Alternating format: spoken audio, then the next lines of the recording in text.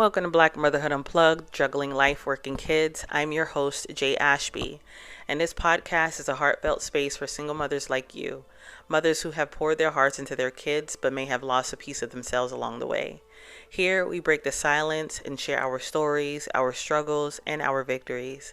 This is a community for those of us who may not have the support system we need, but who are still pushing through with tenacity and grace. We're doing the work to create the lives we've prayed for, both for ourselves and for our children. Join me as we dive into honest conversations about ups and downs of single motherhood, explore strategies for self-care, and discover the power of reclaiming our identities. Let's embark on this journey together, reminding ourselves that we are more than just mothers. We are our own assignments. So grab a cup of coffee, water, a cigar, or some greenery, depending on where you're at and what time of day it is. Let's get comfortable and let's unplug from the chaos and connect with our true selves. Hey y'all, welcome back. Today is July 24th. Thursday, thank you God. I wanted to come on today to discuss how I discipline the boys, how I allow them to have a voice, all of these things. I'm just going to share stories. I'm not going to, I have some notes here so I could stay on track and share with you on how I raise my boys on my end. And of course, take what resonates, take what works for you, right? I'm not perfect, but I do what works for me. I have 3 boys, and I find it that, if you teach them from young, they'll know, right? Boundaries.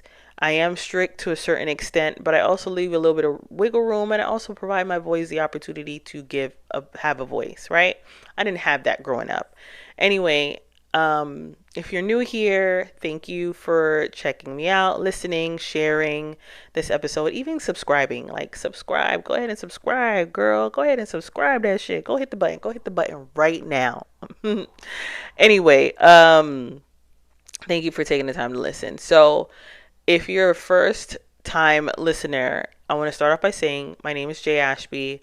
I'm a mother of 3 boys, 16, 14, and 4. And I am a New Yorker. I'm a New Yorker living in Houston, Texas, H-Town. I know that sounded horrible. Anyway, I'm a little bit delirious because today was a long day. Anyway, this episode is me sharing how I raise my boys to be respectful, responsible boys with a voice, setting boundaries, and redefining discipline.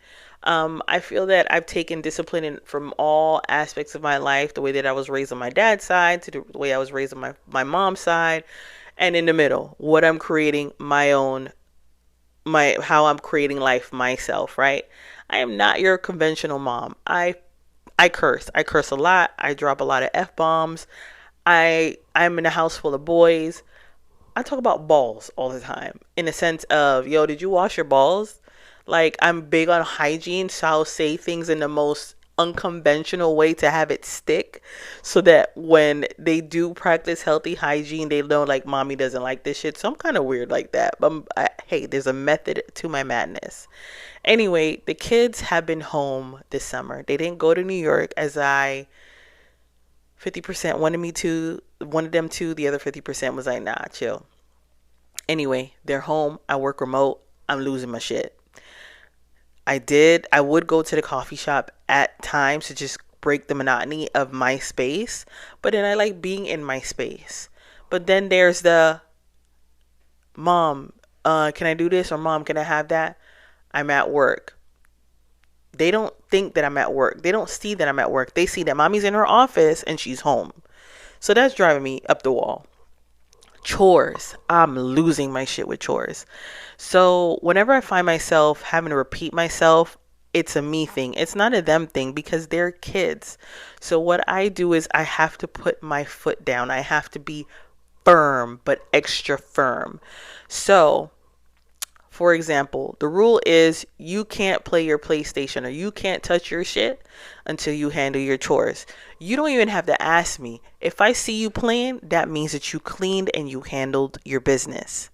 But then there are times where they forget shit and they feel that I'm not going to ask or I'm not going to check on them because I have a whole bunch of 100,000,000 other things going on that they try to think that they could get away with shit.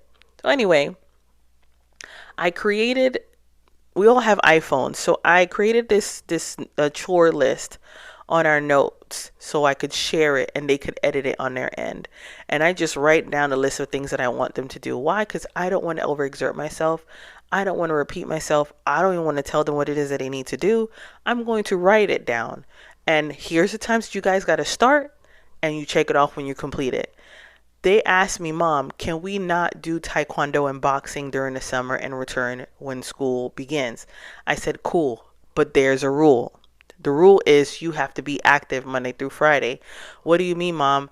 When you wake up in the morning, first thing you got to do is, of course, brush your teeth, thank God, say your prayers, but get in the fucking garage and go work out for an hour. I got some weights. I got my track pad. Y'all do that. My oldest creates a workout plan and they both do it in there and they handle their business because it was getting to a point where, of course, I'm gonna fall asleep at a certain time because I have work the next day. But they're staying up until 4 or 5 o'clock in the morning and then sleeping until 3, 4 p.m. in the afternoon. That's wild. And I've truly picked that up from my mom and my grandma because they hated that. Like if you sleeping past 11 o'clock, it's blasphemy. What the fuck are you doing? Why are you still sleep? Why are you sleeping your life away? So that's I've adapted that, and I truly don't like it. I don't even like naps, but it happens because you need it, right? But I'm like, what the fuck y'all doing? Y'all some little bums over here. I get it. It's the summer. You don't want to have to do anything. You don't have to get up early in the morning. My oldest went to summer school for a whole month. He had to be to sleep at a certain time, to wake up at a certain time to make sure that he didn't miss any classes or miss the bus, so on and so forth. But y'all gotta get on something. So because they were going to bed late, waking up late, not handling their business, sleeping their lives away, I said, you know what? I had lost my shit one day because they did something and I was just about over it and I wasn't going to go into it. I was like, you know what? Y'all back on y'all school schedule. That's just what it is. No phones. That's just what it is. No phones when we're eating at dinner. We could watch a little bit of TV. We could talk here and there. I could get real strict. I could get very firm. Um, but I also give them wiggle room. And I feel like it gets to a point where if you find yourself crying, like, oh my gosh, I can't do it, or why are they not listening? Because I've had those moments, especially when they were younger, maybe 2, 3 years ago. I was like losing it because I'm like, my kids don't listen to me. Nah, it's a me thing because I have to create that healthy boundary. So we got to figure this out. You can't ask of me to do something for you and you're not giving me anything in return. I'm big on reciprocity. So we got to figure this out and we are a team. Another thing too, one of my best friends, she told me, she's like, Jasmine, you should pay them and give them chores. I did. Finances was tight at one point. These kids became bill collectors. I was like, nah, chill. I ain't doing this shit. But I'm going to redo it again. But what I'm going to do is, and I saw it on Pinterest, was create a wall of chores that need to be done. And say, for example, hey, mop and sweep mommy's room, $5. Babysitting, $20. I'm going to put on that wall what I could afford. And of course, we'll have that discussion of the transaction. And then they'll remove it as long as they'll get paid for it, as long as they've completed that chore. And it has to stay complete for those 2 weeks because I ain't about to go broke up in this piece. So those are ways to kind of like give them an incentive and teach them how to work, to get to, what's the word I'm trying to say? Teaching them how to get paid by putting in some form of work, right? So that's something. Even too, like when we have family meetings, I give them the floor. I allow them to have a voice because I didn't have that growing up, which taught me to then not be able to bring up things when I needed to that were important. If I ever felt like my boundary was crossed or if I felt like I didn't agree with something, I would not say anything because I was taught to not say anything. And I mean, I'm an adult, yeah, but when you grew up and when you were raised a certain way to not behave a certain way, you're gonna bring that into your adulthood, into your relationships, into work relationships, and so on and so forth. So, I open my mouth now. Y'all gonna hear me. I'ma fucking say how I feel. But I also know that there's a time and place for everything, and it's not what you say, is how you say it. So I make sure that I give my kids that voice to be able to express themselves, to respect themselves, to speak up for themselves, to advocate for themselves. I know that all falls under advocacy, but that's pretty much what I'm doing as of late. And also too, having those hard conversations because the world, they're gonna get eaten up alive. So I can't always sugarcoat things for them or do things for them. They have to learn on their own, and I can't feel bad when I put them on some form of punishment, whether it's, what was the hardest punishment I've done on them. I think 2 weeks ago, it was actually right before I went to New York. I put them on a punishment because they did some shit that made me get to that point. So I said, you know what? No TV, no electronics, because I would ground them and still allow them to have the TV downstairs. I took their cords from their televisions in their bedrooms. Um, so they couldn't connect their PlayStation, they couldn't connect their laptop, no phones, none of those things. Any old phones, any old tablets, you have no connection to it. You're going to give it to me. And for an entire week, they were not able to get access to those things because they had to do their chores. Because I was like, listen, the summer's almost done and you guys are still doing the same shit. So what's happening? Because now mommy's repeating herself. I'm getting upset and I'm mad at myself because I'm allowing myself to get to that space. So yeah, we're gonna go 7 days without you guys getting access to shit. And the only reason why they were able to get it, actually it was a week before I went to New York. The only reason why they was able to get it back is because my uncle told me, yo, your kids are good kids. My nephews are great as hell, and I love the way that they were helping with the baby. And they handled what they needed to handle. And I came home to a clean house. It wasn't perfect, but it was clean. So as long as they understand you and you give them that voice, because we had a hiccup the other day too, and I was like, I was stressed out at work and I kind of took it out on them. um and I was just talking about all the things that they weren't doing rather than praising them on the things that they were doing. And I had to stop in that moment. It wasn't, nah, let me wait 30 minutes. No, I had to stop in that moment and correct that. And I said, you know what do you guys want to do, or how do you want to spread it out? What days do you want to do your chores? Write it down on the wall, and then as long as I see it, so if I don't see that it was complete, I have to look at the wall to see, okay, that's when that's going to get complete. And they do practice it. It's not perfect. They're gonna leave crumbs on the floor. They're gonna leave shit. It's not gonna be speak and span, but at least they're creating that habit of constantly getting things done. And I know that I have to be consistent with them.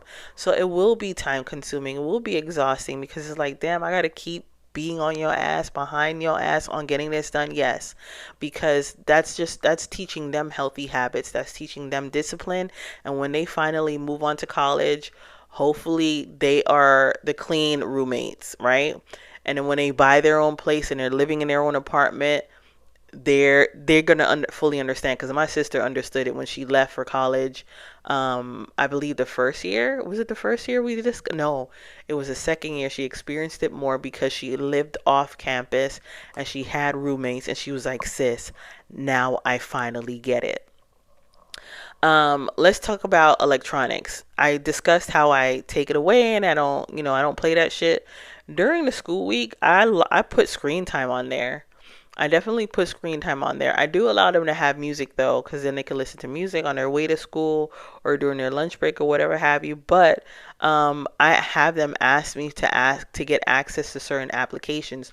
The only apps on their phones that they have applications, I mean, that they have access to throughout the entire day, is the phone, the text messaging, and the Spotify. I literally have it locked from, I believe, is 5 a.m. to 4:49 a.m. You're going to get 15 minutes here, an hour here, because I don't want them to get addicted to the phone.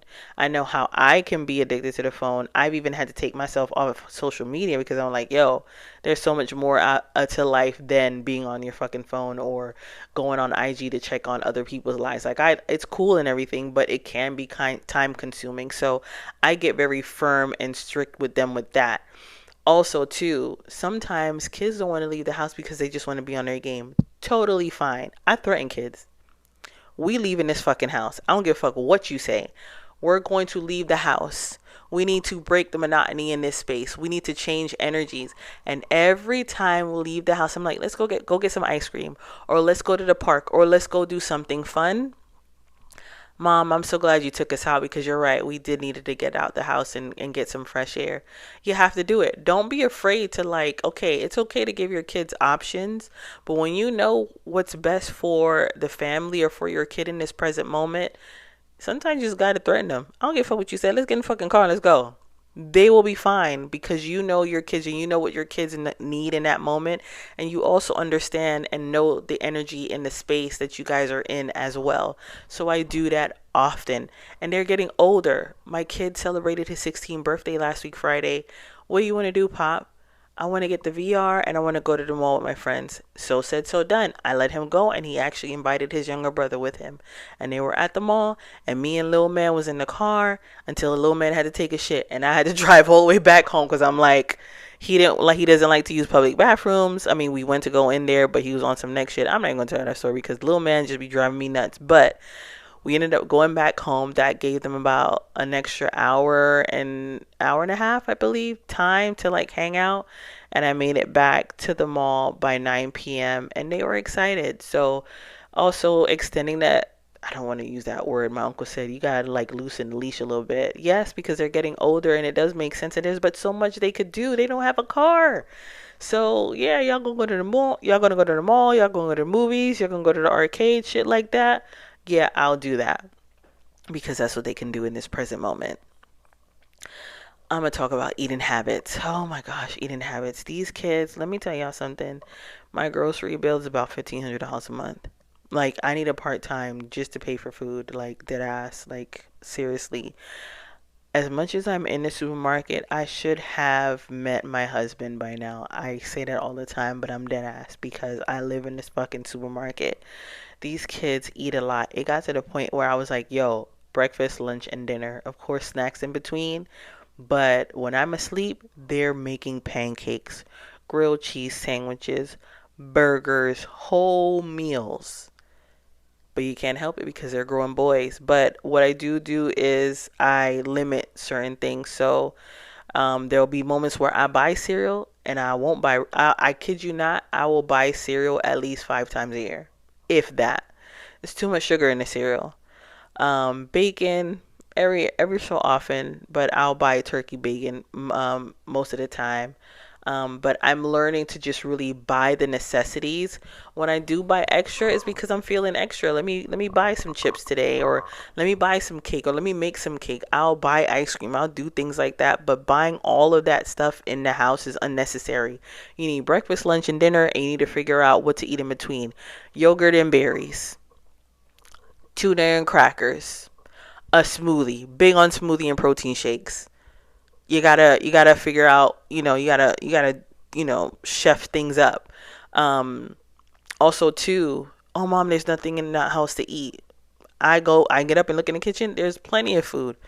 I'm not gonna go to the store and do that. But what I do also, and I learned this from my therapist. She was like, it's okay if they have box pizza or Little Caesars, which I often do actually. That's not a bad thing, but I don't cook every day. I think I cook at least 2 to 3 times a week, if that, no more than that.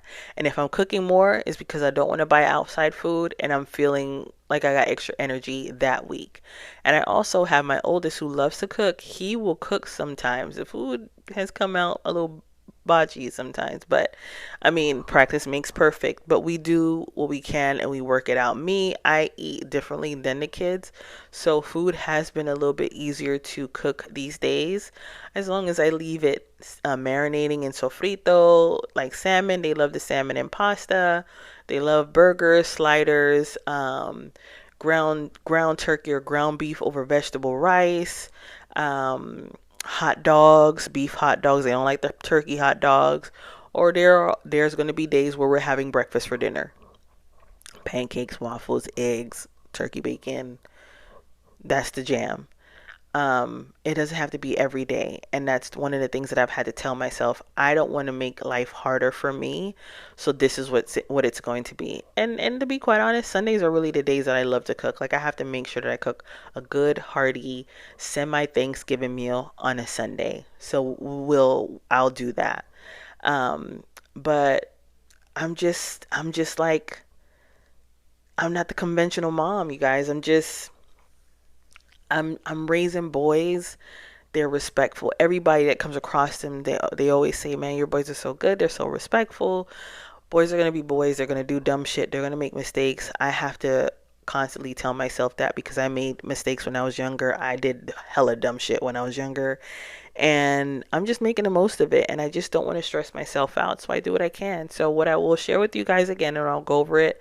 Um, in regards to the points, when it comes to chores and you don't feel like you want to repeat yourself, if you have an iPhone or Galaxy or whatever, I'm pretty sure that these other phones do the same thing. Create a note of the chores, share it, give them a date on when it needs to be done, give them the time or have them check it off. That way you're not stressing yourself and you're helping them hold themselves accountable and kind of to manage their tasks in a healthy, timely manner.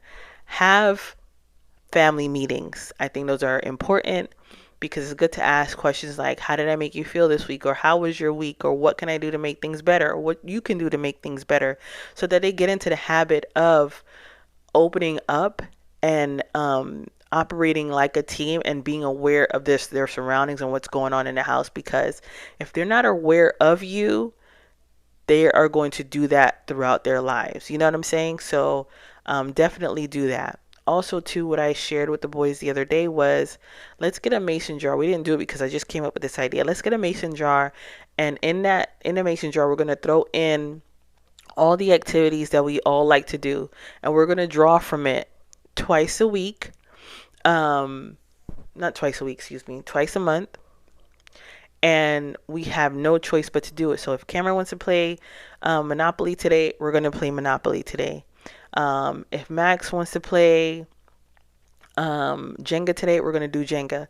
If June wants to go to the park downtown and get some ice cream, we got to do that. I can't say no. I just have to choose a day that I know that I'm going to say yes to it. You know what I'm saying? So try to do those balances as well. Um, I will add that I used to take the kids out on dates, like separate dates. That way they could have that one-on-one time with you, because that's also important. Whatever that date looks like for you, do it. It's fun and they love it. Even if it's going to the date, creating a date where they're going with you to go run errands. And then you guys have a lunch date and y'all talk about things, and don't talk about chores or family stuff. Just make it about you and your child. I think that one-on-one time is very important, especially when you have more than one kid, because you're having to balance that love between everybody. And have moments where it's not so much of a deep clean, let's deep clean today. No, let's tidy up. Hey, tidy up for me real quick because I don't like the way things are looking. I have to constantly tell myself that I have to check in with my tone and my facial expressions, because if I don't, I'm going to come off like I'm losing my shit, like I'm irritated or whatever the case may be. But this is not all of it, but this is a majority of the things that I do. So this is how I'm raising my boys, sharing um, healthy disciplinary habits. I allow them to curse. They don't do it all the time though, but I allow them to curse. I curse in front of them. I'm honest with them. I just feel like it's you have to have that healthy relationship. I'm your mom. Yeah, I'm cool. We have those cool moments, but I'm not your friend. I'm your mom.